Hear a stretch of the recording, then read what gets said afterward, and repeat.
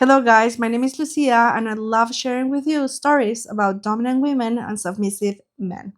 Let's get into today's story. I always thought I was the one in charge. I paid for dinner, I picked the shows, and I even carried her handbag every time she asked me to. But things changed slowly. Started with little things, like when she would ask me to open the door, and when I did, she would smile sweetly and say, "Good boy," loud enough for others to hear. At restaurants, she would hand me her bag and say, "Hold this." Not like I was being helpful, but like it was my job.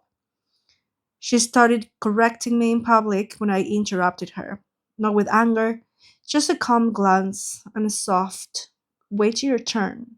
I laughed the first few times, but the laugh faded when I noticed I'd started waiting for her to finish before speaking, even when we were alone. She trained me to walk slightly behind her in public. "I like seeing you follow," she would say me. Once I reached out for her hands and she pulled away with a smirk.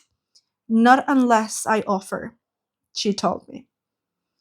She had this habit of gently fixing my shirt collar or brushing lint off my shoulder, like I was a kid who couldn't present myself properly.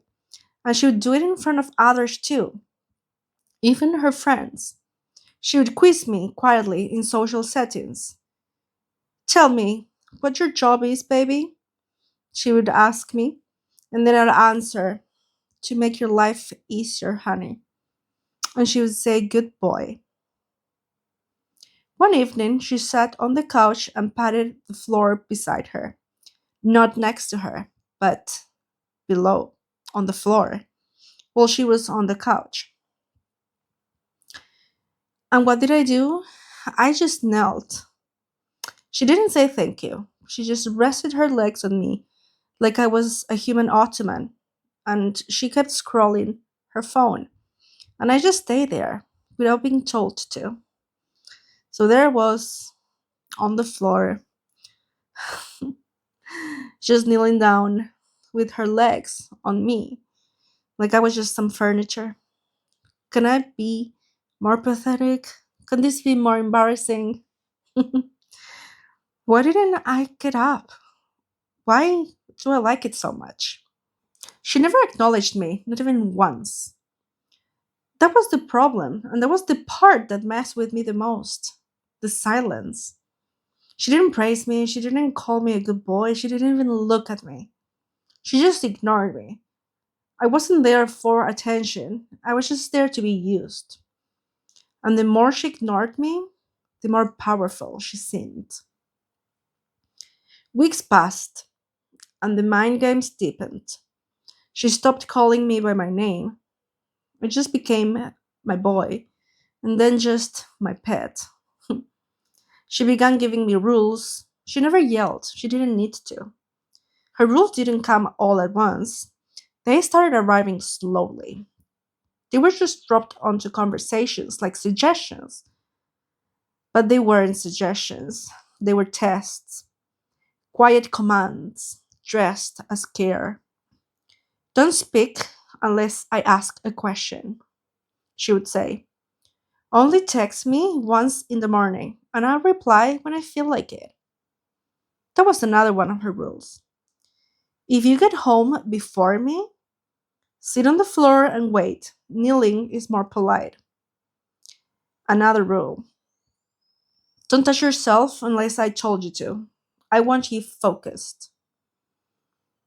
"You don't get to call me baby anymore. You can call me mom, miss, or ask what I prefer to be called."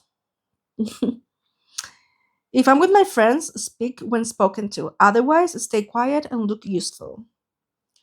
Those were her rules, and I followed them, not because I feared her, but because I wanted to please her. And that's what made it dangerous. She never forced me. She never asked me to. She never made me to.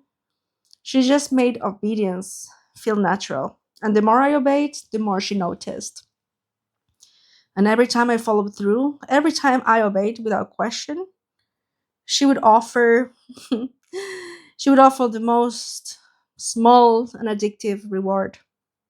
A kiss, a smirk, or a slow, good pet.